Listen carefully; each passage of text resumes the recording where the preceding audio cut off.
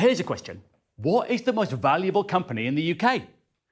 If you're thinking all the usual names, Shell, AstraZeneca, HSBC, well, yeah, normally you'd be right. But not at the moment. Right now, it's these guys, Arm Holdings. And honestly, if you never heard of them, totally understand, because they do something very technical in the manufacture of chips. They provide design blueprints to make chips.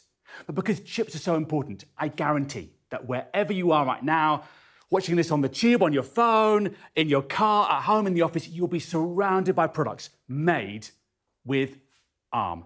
Incredibly important company. And lately, their value's been booming because of this, the AI boom. It is estimated that $600 billion, more than $600 billion, is going to be spent on data centers this year alone. And most of that money, about 60%, goes into chips. And that is why, when you see the Arm share price, it's on the up and up. This is the AI boom in action. And you think from an AI sovereignty point of view, this would be great news, right? The UK has got a company right at the heart of the most important technology in AI, the chips. Yeah? No. Sorry, it doesn't quite work like that. Because Arm's intellectual property doesn't really translate into this ownership of chips. This is what really gives you control in AI. And you can see who owns the chips?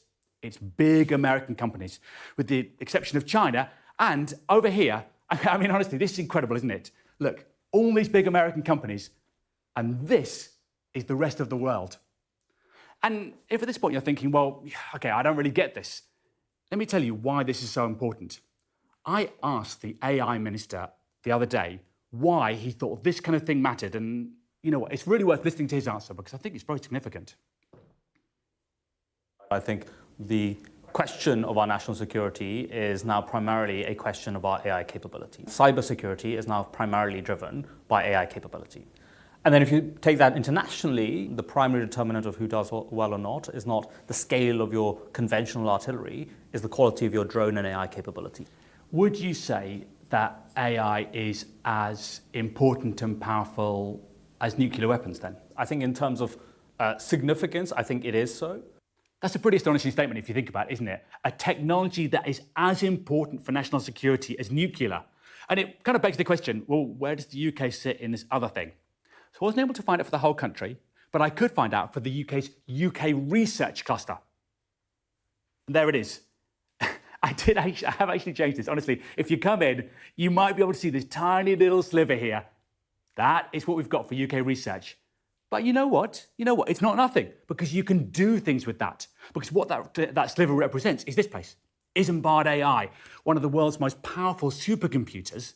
And with this supercomputer, the government was able to give this guy, David Barber, a professor of computer science at UCL, computer power and £30 million to try and build a UK sovereign AI model. It's kind of the lesson here, right? With chips, you can do things in AI. But of course, you probably guessed from the theme of this so far, there's a catch there too. Because where do those chips come from? Yep, you knew it. It's an American company, NVIDIA, who designed the majority of the world's chips and give the US, through their export controls, this incredible power in AI. But the UK government has been thinking about that too. They've been thinking, how do we get out of this problem? It's very hard. But one thing they've been doing, which the AI minister told me about, is investing $750 million into a new AI supercomputer designed to be built with a mixed set of chips from companies perhaps like this one, Fractal AI. They're named in the AI hardware plan as a promising UK chip startup. And you know what? I asked the AI minister about this, and he was very explicit. The aim of it is to turn companies like this into national champions. We're trying to build British hardware. Most of the upside in AI goes to the hardware layer. We don't have many players in that game. We want to make sure we're on the field. And so we've got this AI hardware plan. It's a world-leading, genuinely world-leading plan to make sure the British hardware companies more and more are important in that stack.